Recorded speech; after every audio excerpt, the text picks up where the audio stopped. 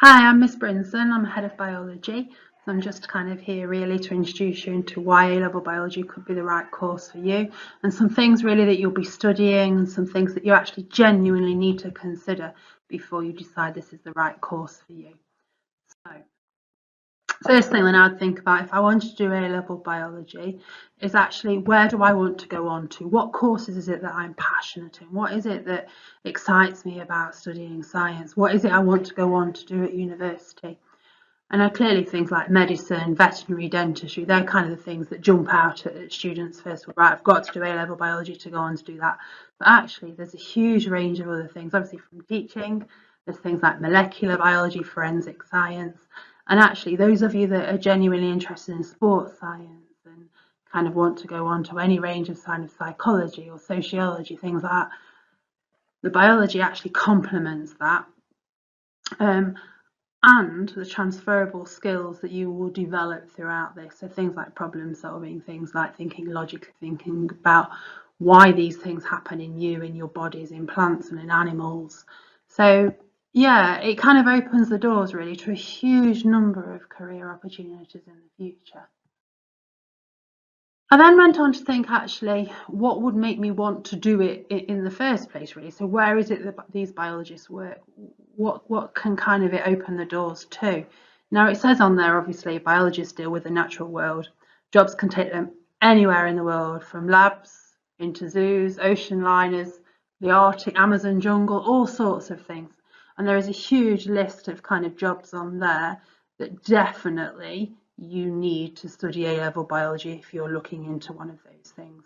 But again, use the resources that are available to you. Use the Unifrog to actually kind of see what it is. If you know you want to go on to do something, check what A-levels you need to do. And if A-level biology is one of those, this is what you need to carry on listening to, really. A-level biology, huge number of students come to it and think, actually, I quite like biology, I quite enjoy biology, but genuinely, it is a really difficult A-level to study. Now, I'm not trying to put you off, but you need to be aware that the biology teachers in this school have really high standards of work and really high standards of things that we actually expect you to learn and we expect you to memorise. And actually we kind of build on what we've done from GCSE really. So we will expect the independent work to be completed, and we've kind of got more guidance and more structure on that using credit sheets to actually help support you. But we cannot physically set you every single piece of work that you must be able to do in your A-levels to get the top A-level results. It really is only a course to choose if it's something that you enjoy and it's something that you actually need to do in the future. The sheer content, the sheer volume of work that you've got to learn for A-level biology is phenomenal. And unless you're prepared to kind of get your head around the basics, to kind of get your head around the kind of science behind these things, once you've got the theory there, once you've got the knowledge there, we then kind of guide you towards applying it for those exam questions to get the best results possible. It's 10 hours worth of study over the 2 weeks, but we try and split this between two biology teachers, and we will tend to teach different kind of aspects of the course between us. So we get through the year 12 content and the year 13 content quite nicely between us, with plenty of review and plenty of recapping throughout the course.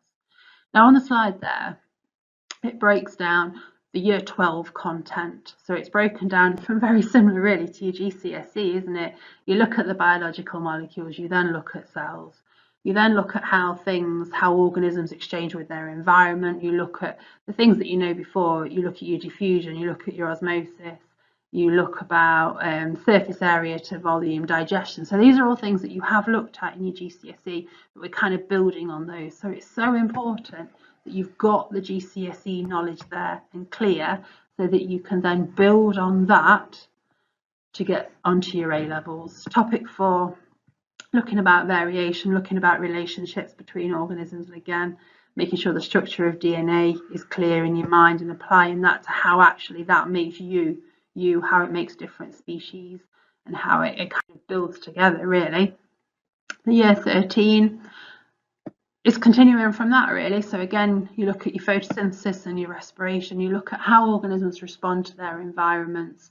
you look at sort of eugenetics, genetic crosses, you look at inheritance, you look at natural selection, you look at evolution.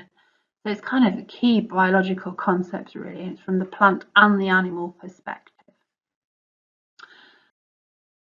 The assessments, it's important that you're aware of these really before you kind of enroll onto any course. There are 3 exam papers to sit for biology.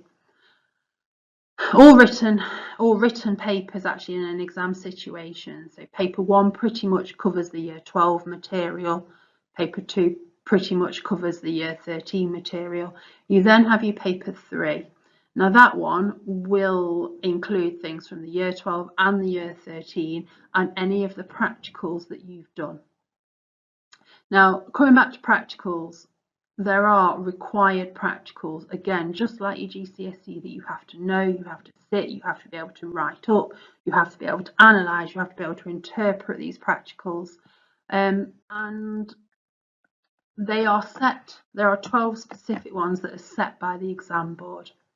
And you can see on here, so the 12 that are set by the exam board are the required practicals, but if for any reason a typical biological practical, you don't always get the results that you are expecting, I have got a wealth of other practicals that can kind of come in with these as well to help make sure that you can fulfill the 5 competencies that are on there. So can you demonstrate as a student that you can follow written instructions? Can you carry out your practical following a method using the correct instrument? And actually, as we go further through the course, I will eventually be expecting you to plan your own practical. So from selecting the equipment, from selecting the chemicals and things that you require for a practical, can you carry it out safely? Can you make sure that you are using the materials as you should and actually preparing you for university life in a lab? Can you use equipment safely? Can you be trusted not to injure yourselves? And from that, can you record your observations? Can you get practical results that you can then actually use? Can you go on to come up with conclusions from that? And the last one is to do a sort of researching using reference and writing reports.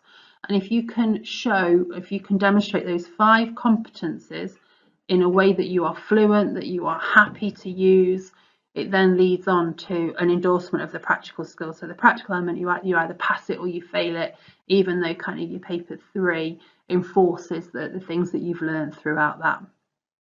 Now, the practicals then, there is a list of your 12 required practicals here, and you're more than capable of reading through those. Some of these I'd like to think you already have an awareness of. So, for example, practical 2, using a microscope. Can you prepare your own slide using a microscope? Can you identify stages of mitosis? So that's mitosis you've covered at GCSE. We then build on that so that you're aware of the A-level knowledge that's behind the process of mitosis, but actually using your microscope to produce your own slide.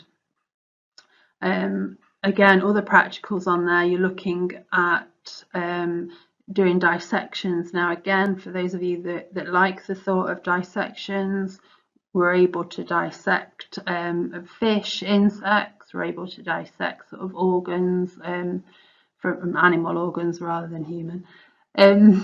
But again, if you're not wanting to actually get hands-on to do a dissection of those things, it's nothing to worry about, because clearly we can dissect plants. And again, that's something people are generally far less squeamish about. Carrying out aseptic techniques. So for number 6, again, it's using your agar plates, using bacteria, things that you have done, but we are building on those. It's kind of a stepping stone up to your A-level, really. And the rest of them, you're more than capable of reading through. I then, when you're doing your practical, I have to mark off whether you're able to follow these skills. So for the first one is, can you follow written procedures? So the kind of the minimum criteria, can you follow a written method? So I give you the method, can you follow instructions? And then it kind of gets more and more complicated as you go throughout year 13. Now, ideally, by the end of year 13 in your practicals, I would expect you to be able to achieve the green in each of those 3 boxes there. So follow a method that you've researched yourself, choosing appropriate equipment, appropriate techniques, making sure that you can actually get results that you can go on to do something with, carrying out your risk assessment and making sure that you can carry out a practical without injuring yourself or others. others around you. Can you then record your observations and make sure that how you're recording those observations are in a suitable way? Again, making that step up to your university studies. And again, for the last part, researching and reference. So again, can you identify appropriate methods? And that helps you with coming up with your own method and your own suitable practicals there. So these all link together, they all build on quite nicely. They are the practical element.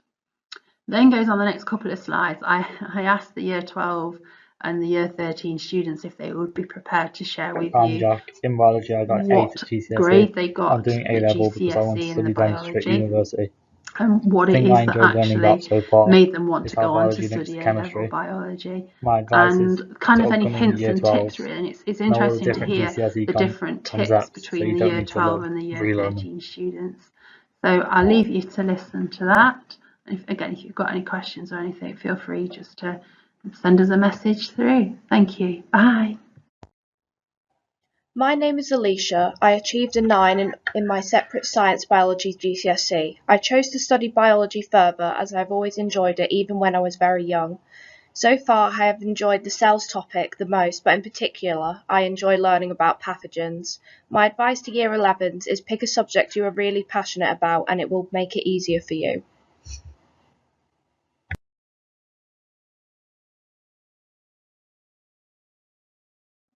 I'm Beth. I got a grade 7 at GCSE. I hope to go into forensics and study human biology at university. I study biology because I've always enjoyed it, and some advice would be to do loads of exam practice.